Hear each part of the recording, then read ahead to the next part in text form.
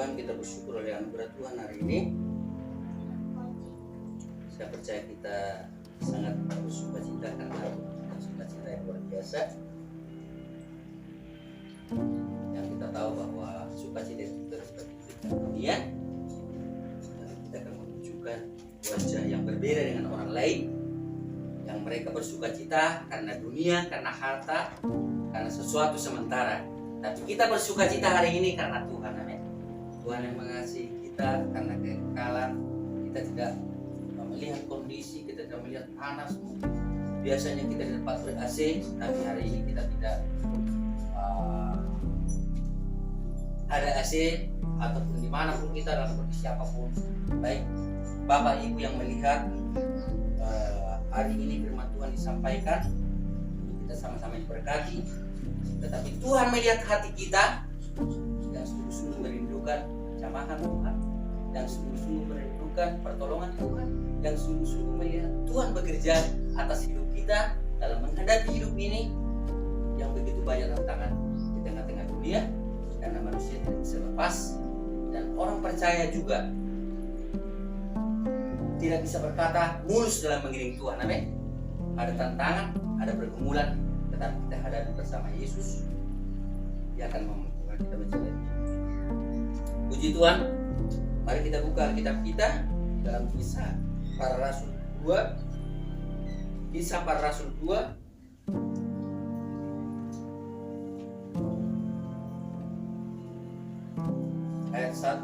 ayat 1 hingga 13.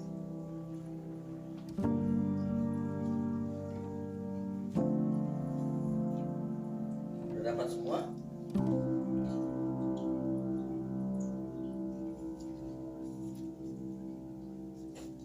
Saya akan bacakan saja, demikian firman Tuhan. Kita buka telinga dan kita buka hati kita untuk firman Tuhan. Pentakosta. Ketika tiba hari Pentakosta, semua orang percaya berkumpul di satu tempat. Tiba-tiba turunlah dari langit suatu bunyi seperti tiupan angin keras yang memenuhi seluruh rumah di mana mereka duduk. Dan tampaklah kepada mereka lidah-lidah seperti nyala api yang bertebaran dan hinggap pada mereka masing-masing. Maka penuhlah mereka dengan Roh Kudus. Lalu mereka mulai berkata-kata dalam bahasa-bahasa lain, seperti yang diberikan oleh Roh itu kepada mereka untuk mengatakannya. Waktu itu di Yerusalem diam orang-orang Yahudi yang saleh dari segala bangsa di bawah kolong langit. Ketika turun bunyi itu, berkerumunlah orang banyak. Mereka bingung karena mereka masing-masing mendengar rasul-rasul itu berkata-kata dalam bahasa mereka sendiri. Mereka semua tercengang-cengang dan heran, lalu berkata, bukankah mereka semua yang berkata-kata itu orang Galilea?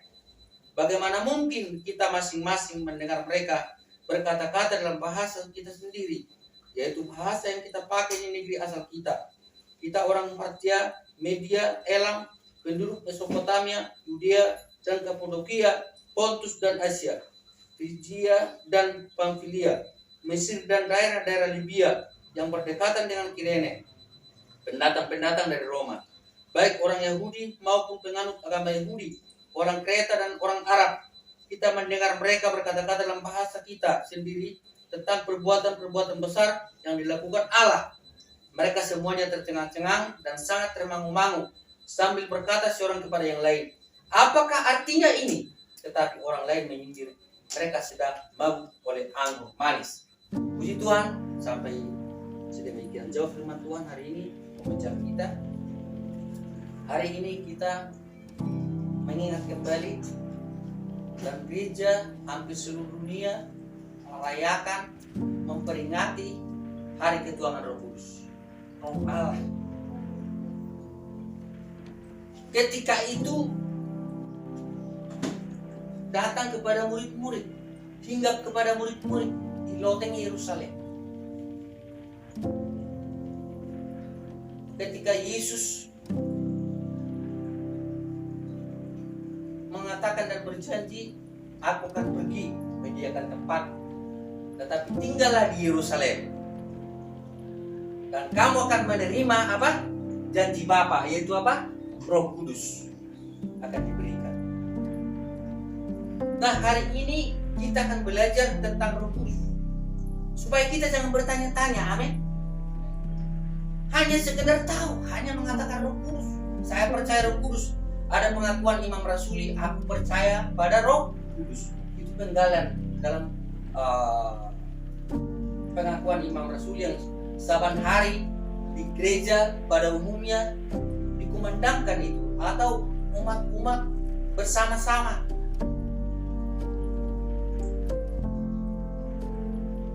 menyampaikan Imam Rasuli secara bersama-sama dalam ibadah.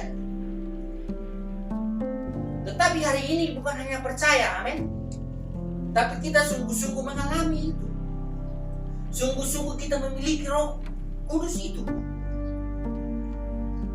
Itu artinya hari ini kita belajar supaya kita jangan salah paham tentang Roh Kudus itu.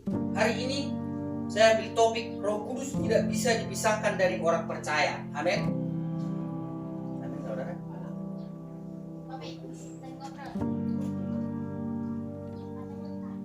Apa itu Roh Kudus? Roh Kudus itu adalah pribadi Allah dalam keesaannya.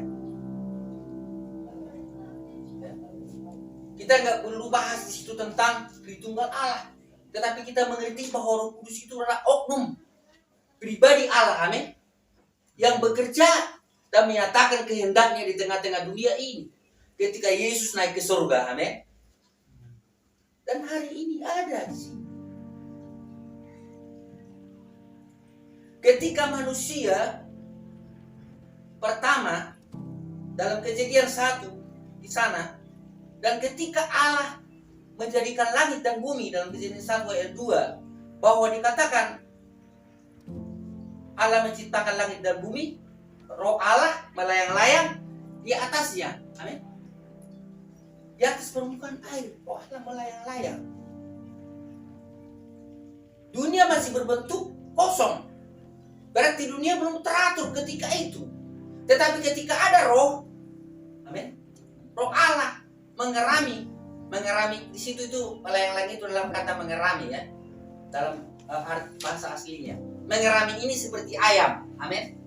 Ayam itu dalam selama 21 hari ya, telur itu diarami maka menetas, ya. Itu dalam ilmu ayam perayaman, ya kan? Nah, gitu ya. Sebelum kita makan ayam, istilahnya kita harus tahu dulu bahwa ayam itu telur selama 21 hari diarami maka menetas. Jadi diarami. Jadi seperti itu karena dunia kacau balau di situ ketika itu. Tetapi Roh Allah melayang-layang. Itu artinya boleh dikatakan bahwa ketika itu kacau balau, dan kita tahu kacau balau itu adalah pekerjaan iblis, benar? Di mana Allah bekerja, jangan salah, iblis juga ada mau bekerja, benar? Karena ada dua kuasa. Ada kuasa Allah, ada kuasa iblis. Ada kuasa Roh Kudus, ada roh jahat, benar? Di tengah-tengah ibadah juga kadang-kadang ada begitu. Kadang-kadang kita sudah konsen fokus, ada aja yang mengganggu kenyamanan hati kita, benar? Membuat kita tidak damai, membuat kita supaya tidak konsen pada firman Tuhan. Ada aja. Itu artinya kita perlu Roh Kudus, amin. Nah, saya katakan Roh Kudus adalah pribadi dari Allah. Dan ini tidak berwujud. Kita tahu angin? Ya. Angin berwujud enggak? Bisa kita lihat? Enggak kan? Tapi bisa kita rasa. Dan kita bisa lihat juga bagaimana pengaruhnya. Amin. Efeknya. Kalau istilahnya kita lihat pohon sana ada angin, kita bisa melihat dia bergoyang. Amin. Beda dengan manusia. Kalau manusia kan berjoget karena memang ada ekspresi, ada reaksi dari hidupnya.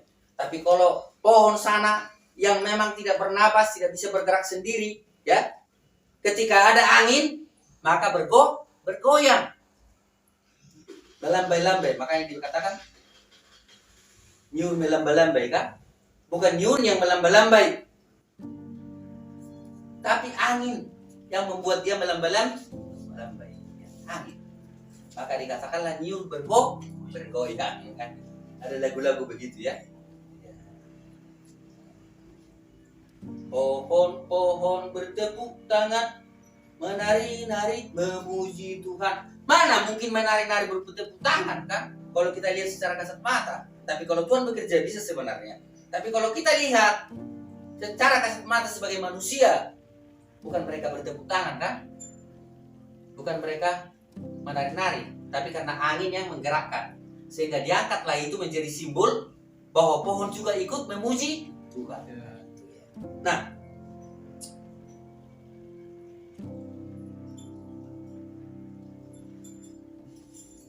ketika manusia pertama, Allah membentuk dia secara istimewa dari debu tanah liat kan?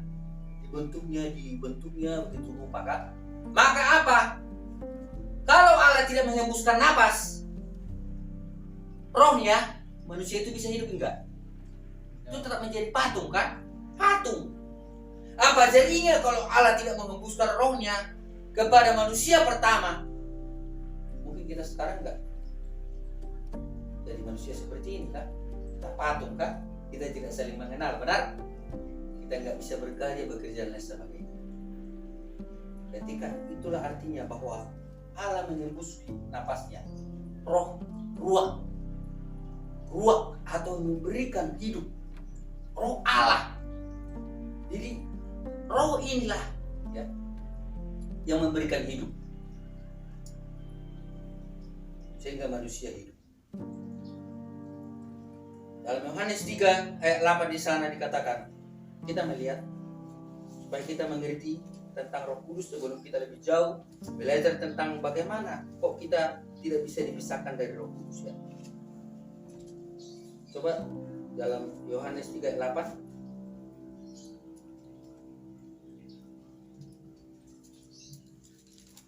Saya baca saja ya. Yohanes 3 ayat 8, angin bertiup kemana ia mau, dan engkau mendengar bunyinya, tetapi engkau tidak tahu di mana ia datang atau kemana ia pergi. Demikianlah halnya dengan tiap-tiap orang yang lahir dari Roh. Amin. Angin bertiup, kita lihat benar, tapi kita tidak tahu dari mana datangnya dan kemana pergi. Kau datang dan pergi sesuka hatimu. Mungkin barangkali begitu ya, ya enggak? Ya, kan kita nggak tahu dari mana kan, dan kita tidak tahu kemana dia pergi.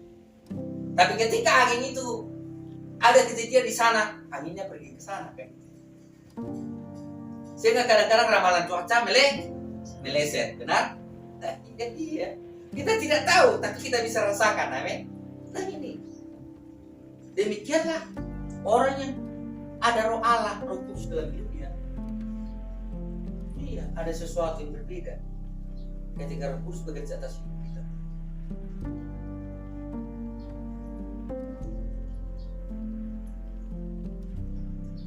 Dan Roh Kudus inilah pemberian atau pelaksana kehendak Allah yang diberikan kepada kita. Ya. Roh Kudus ini bekerja juga atas raja-raja, atas imam-imam, menyatakan kehendaknya. Daud dipenuhi Roh Kudus dalam perjanjian lama ya. Sehingga dia menari-nari, tidak malu, benar? Ketika dia dalam posisinya sebagai raja. Kadang-kadang bisa, barangkali kalau ada di sini jangan dulu raja, RTA atau RW aja menari-nari begini ya. Ya kan? Pasti bilang orang, pasti diledehin, benar? Ya kan? Ini raja, nggak malu sih dia masa. Tapi ini Daud menari-nari, dia tidak malu. Kenapa? Karena Roh Kudus bekerja atas dia. Ya. Maka orang-orang memuji-muji Tuhan itu sebenarnya, ya kenapa kita malu menari-nari? Kenapa kita malu memuji Tuhan bertepuk tangan? Ya, itu alkitabiah, amin. Sekalipun itu tidak diharuskan, tapi itu karena pekerjaan Roh Kudus, amin. Dan ajaran tentang Roh Kudus yang menjamak orang, membuat orang bersuka cita menari-nari tanpa sadar karena dia senang memuji Tuhan, karena dia mengerti betapa Tuhan baik, amin. Maka ada ekspresi terlahir dari hidupnya, ditunjukkan bahwa saya bangga memiliki Yesus, amin. Kita bangga memiliki Yesus, Yesus yang menyelamatkan kita, amin. Iya. Saul juga ketika itu, tetapi dari Saul undur Roh Kudus. Kalau kita baca di sana dalam Samuel ya, dalam Tawarik juga bisa Perjanjian Lama. Undur, kenapa? Karena dia tidak bisa jaga. Karena dia sombong. Dia benci kepada Daud, ya. Karena dia lihat Daud berbeda. Daud disertai Tuhan. Dia berperang, dia menang. Kenapa? Karena Daud tetap berpaut kepada Tuhan. Hatinya Daud melekat kepada Tuhan. Maka kita sebagai anak Tuhan, apapun yang kita alami, amin, tantangan apapun,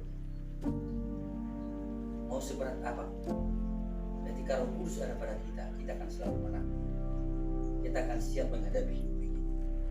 Beragam tantangan apapun itu, kita akan berkata, mari tantangan datang sama saya. Mari. Siapa takut? Kenapa? Bukan karena kita, amin, tapi karena Roh Kudus yang memampukan kita. Nah, Roh Kudus tidak bisa dipisahkan dari orang percaya. Kita akan melihat di sini. Pertama, karena Roh yang memberi hidup. Haleluya. Pentakosta, hari ke-50, hari pencurahan Roh Kudus. 40 hari setelah kebangkitan Yesus. 10 hari setelah kenaikan ke surga, maka turunlah Roh Kudus. Kenapa 50 hari Pentakosta? Jadi kita mengerti. Pertama, kenapa Roh Kudus tidak bisa dipisahkan? Karena Roh yang memberi hidup. Pertama sekali, kita mengerti bahwa Roh Kudus ini adalah Roh yang menghidupkan. Roh yang membuat kita mengerti kehendak Tuhan. Dalam Yohanes 6 ayat 63 dikatakan di sana. Saya akan baca.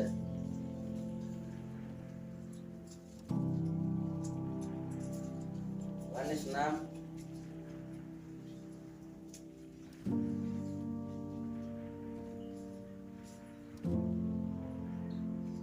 Rohlah yang memberi hidup, daging sama sekali tidak berguna. Perkataan-perkataan yang kukatakan kepadamu adalah roh dan hidup.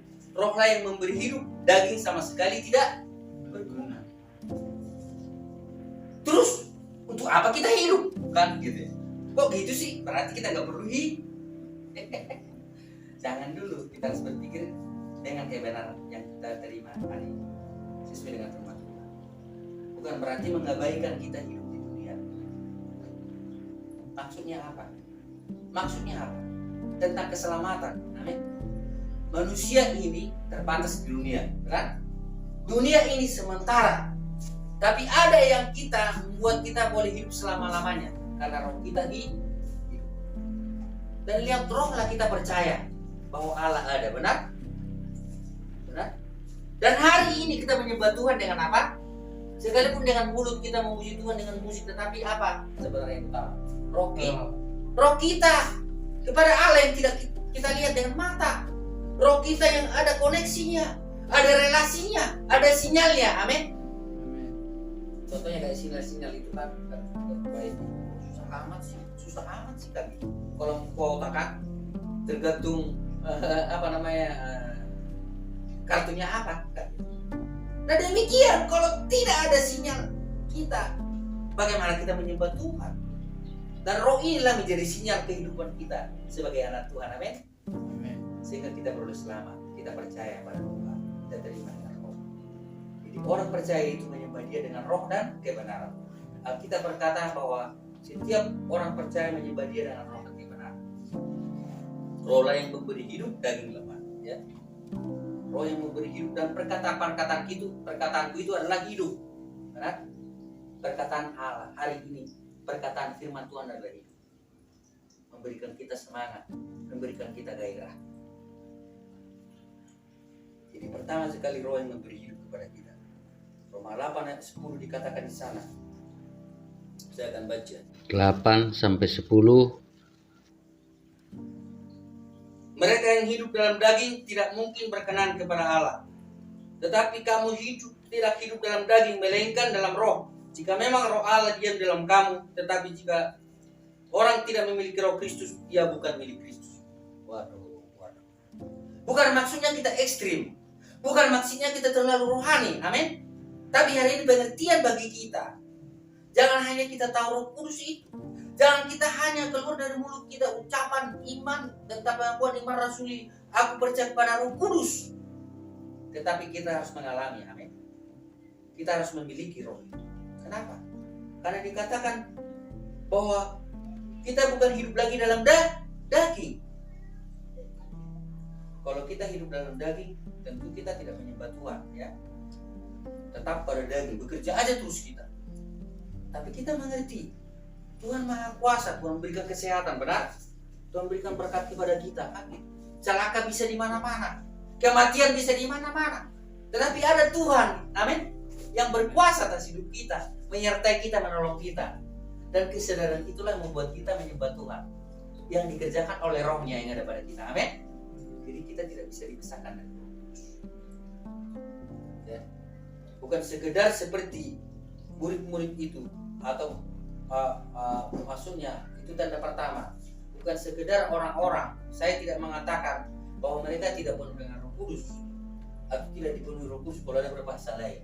Ya. Tetapi kita lihat apakah benar mereka memiliki itu. Apakah mereka boleh menunjukkan bahwa hidup mereka sesuai dengan kehendak Tuhan? Apakah roh mereka hidup menyembah Tuhan dengan sungguh-sungguh? Amin. Dengan sukacita. Tidak sampai diajak-ajak atau dibujuk-bujuk ibadah. Amin. Tapi dengan kesadaran bahwa Tuhan mengasihinya. Amin. Tuhan lebih dahulu berkorban bagi kita. Amin.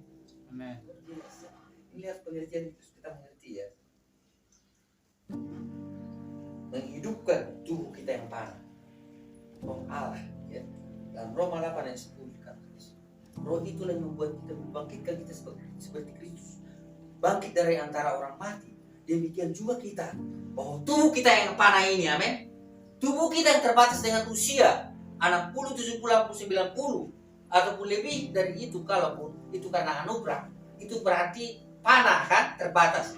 Tapi nanti suatu saat kita akan bangkit dengan tubuh kemuliaan karena roh Allah itu kecil. Kita sekarang gak usah terlalu pusing tentang bagaimana tubuh kemuliaan, benar? Yang penting kita setia mengasihi. Nanti di surga, oh begini rupanya, kan gitu. Oh begini. Ada banyak orang, mana itu kemuliaan? Bentuknya gimana ya? Kakinya dua enggak? Tangannya gimana dong? Enggak usah, amin. Setia lah sekarang, amin. Mengasihi Tuhan, melayani Tuhan. Nah, yang kedua, kenapa Roh Kudus tidak bisa dipisahkan dari orang percaya?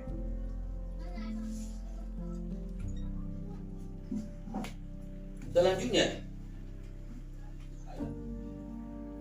karena Roh Kudus yang akan memampukan kita menjalani hidup. Kita tahu semua kan tantangan di tengah-tengah kehidupan dunia ini, banyak yang datang. Benar? Persoalan, masalah. Di tengah-tengah rumah tangga kadang-kadang kita tidak mampu lagi bagaimana. Ekonomi, ya enggak? Bagaimana menghidupi anak istri? Bagaimana saya bisa berlanjut dalam kebutuhan saya meneruskan?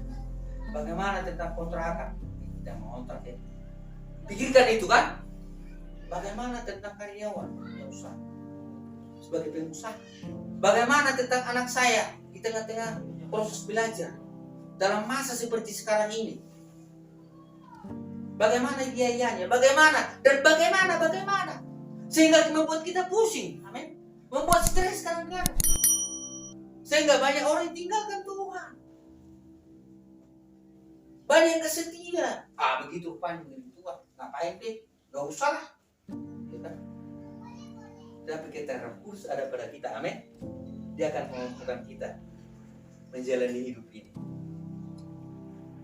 Dalam 2 Timotius 1 ayat 7 dikatakan di sana. 2 Timotius 1 ayat 7.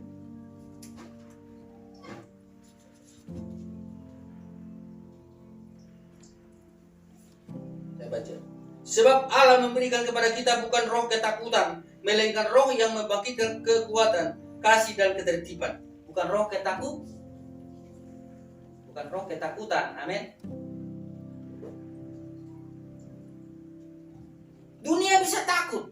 Kita juga secara manusia memang takut, tetapi jangan tetap dalam ketakutan itu. Jangan dikuasai ketakutan itu, amin. Karena Roh Kudus itu memberikan kita roh kekuatan, amin. Roh keberanian. Sehingga kita mampu menghadapi hidup, mampu menjalani hidup, amin. Hidup ini rasa plong, enjoy menjalani. Ya, karena bersama Tuhan, Roh Allah yang memberikan kekuatan kepada kita, memampukan kita.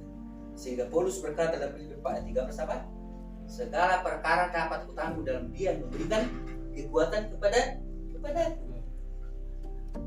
Segala perkara, tidak sebagian perkara, tapi segala perkara. Apa yang menjadi persoalan kita hari ini, Bapak Ibu yang Tuhan kasihi dimanapun kita ada hari ini? Apa yang menjadi persoalan masalah yang kita hadapi? Ketika Roh Kudus itu ada pada kita, Roh Kudus itu bersama-sama dengan kita, maka kita akan sanggup hadapi segala persoalan apapun, segala perkara apapun. Kita anggap itu sebagai teman kita di dalam hidup ini, dalam mengiring Tuhan, sehingga tidak perlu kita bersungut-sungut, amin. Tidak perlu kita ngedumel, ngomel-ngomel, mempersalahkan orang lain, mempersalahkan hamba Tuhan, sampai mempersalahkan Tuhan. Tidak pernah. Ketika Roh Kudus, sehingga benarlah Roh Kudus tidak bisa dipisahkan dari orang percaya. Yang selanjutnya, kenapa Roh Kudus tidak dapat dipisahkan dari orang percaya? Karena Roh Kudus memimpin kita pada seluruh kebenaran Allah. Yohanes 16 ayat 13. Demikian firman Tuhan.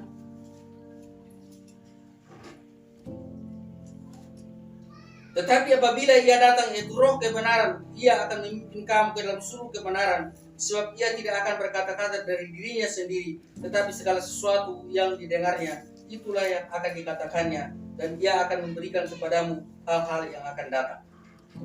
Tetapi apabila Dia datang, yaitu Roh Kudus, Roh kebenaran, Dia akan memimpin kita kepada seluruh kebenaran. Amin. Apa yang menjadi kebenaran Allah? Apa yang menjadi kehendak Allah bagi kita? Baik secara pribadi, baik secara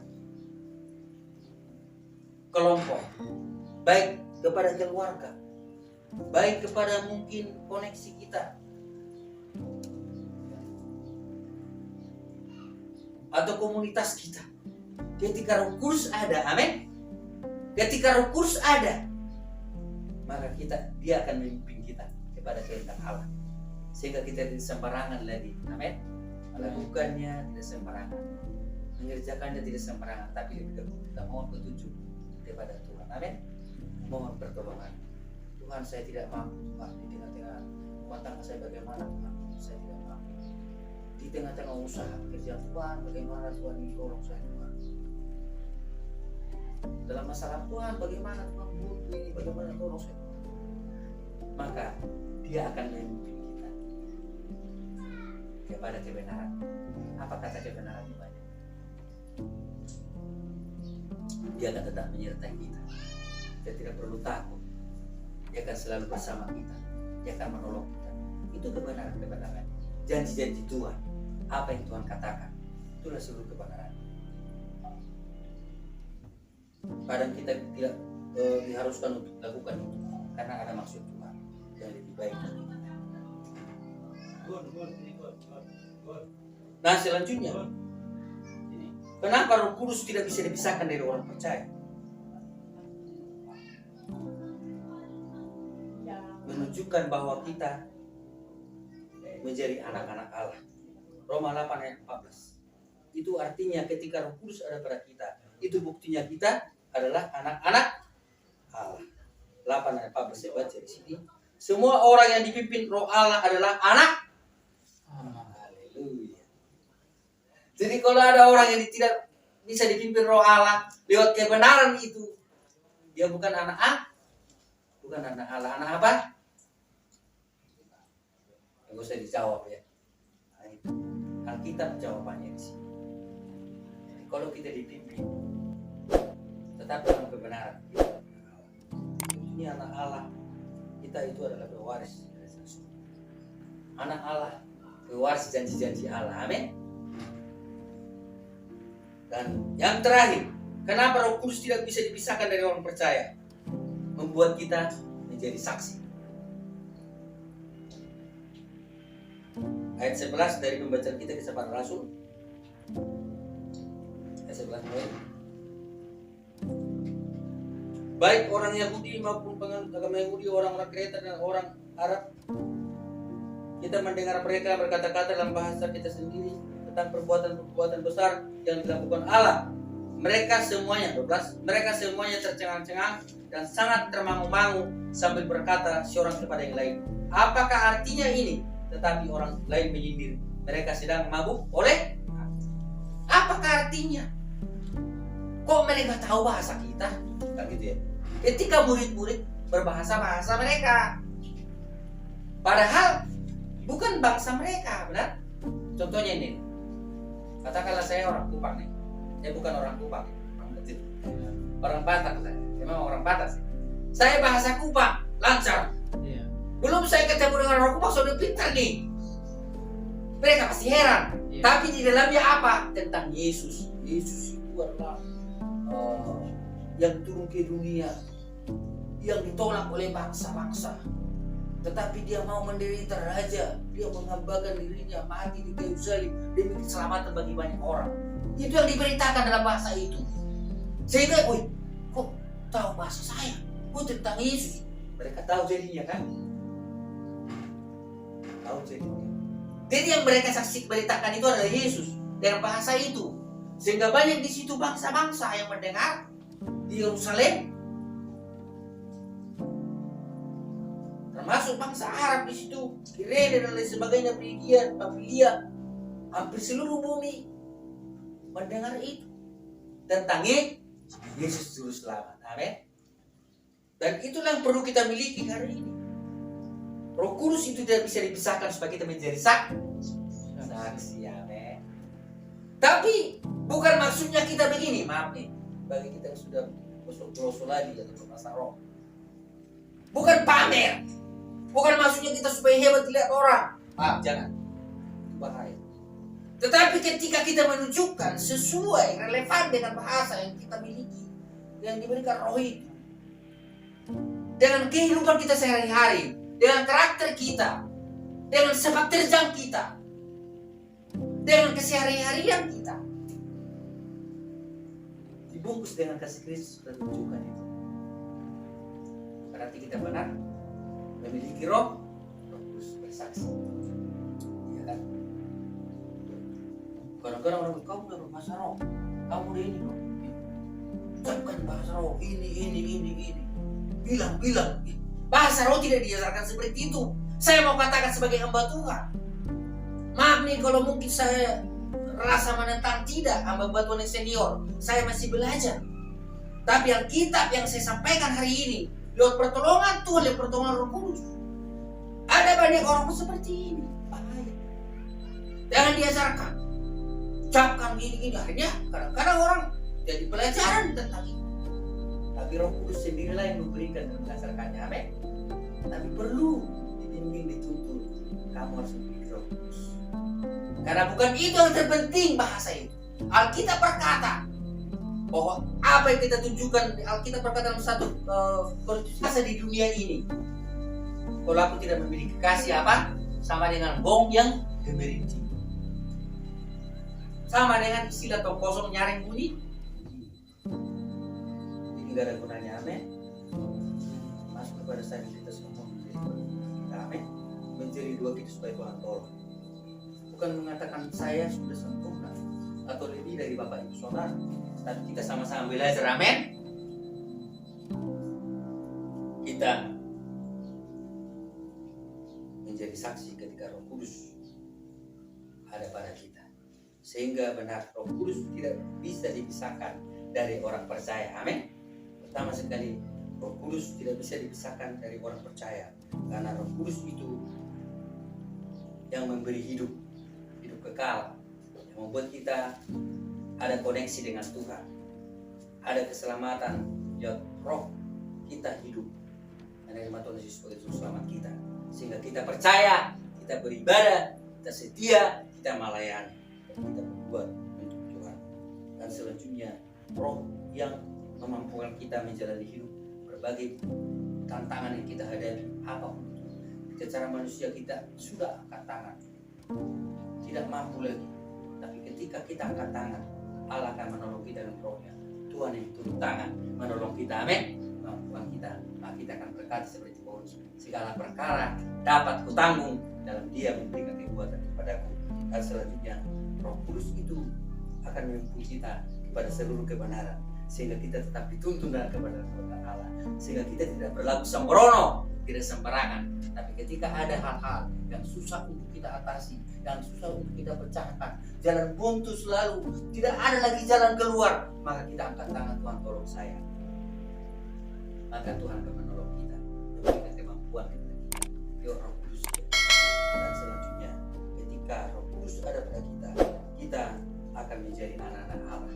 Tinggal kita anak Allah. Dan selanjutnya, ketika Roh Kudus ada pada kita, maka kita akan menjadi saksi. Amin. Berkat sehingga nama Tuhan dimuliakan.